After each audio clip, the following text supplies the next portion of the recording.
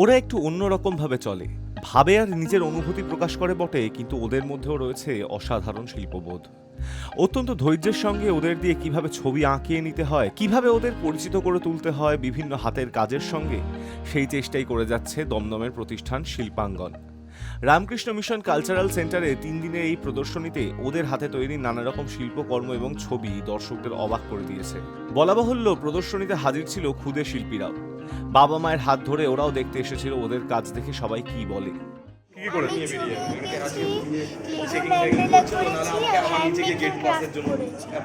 তুমি কি করেছো? ছবি এঁকেছো না মডেল বানিয়েছো? কি করেছো? তুমি কি কি কি কি কি করেছো? আছে এখানে তোমার ছবি আছে না মডেল আছে? কি করেছো তুমি? জোরে বলো, জোরে।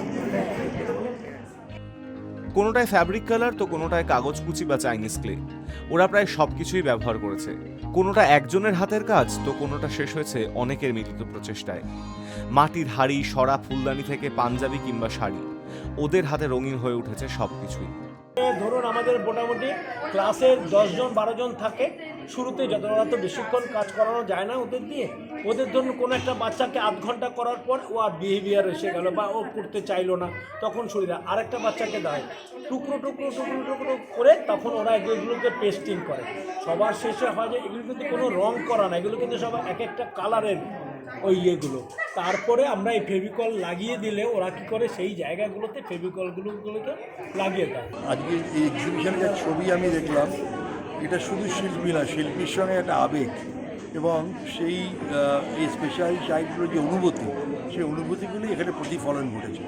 আমি উদ্যোক্তাদের ধন্যবাদ জানাবো যে এদের দিয়ে কাজ করানোর জন্য যে ধৈর্য লাগে, সেই ধৈর্য তারা দেখিয়েছেন এবং এরা যে মানসিক দৃঢ়তা নিয়ে কাজটা করতে পেরেছেন তার জন্য আমার অনেক অনেক ধন্যবাদ। 3 দিনের এই প্রদর্শনীতে প্রায় 500টি ছবি এবং বিভিন্ন হাতের কাজ প্রদর্শিত হয়েছে। গত 6 মাসের বেশি সময় ধরে বিশেষভাবে সক্ষম শিশুরা এসব এঁকেছে, বানিয়েছে আর তাক লাগিয়ে দিয়েছে প্রদর্শনী দেখতে আসা প্রতিটি মানুষকে।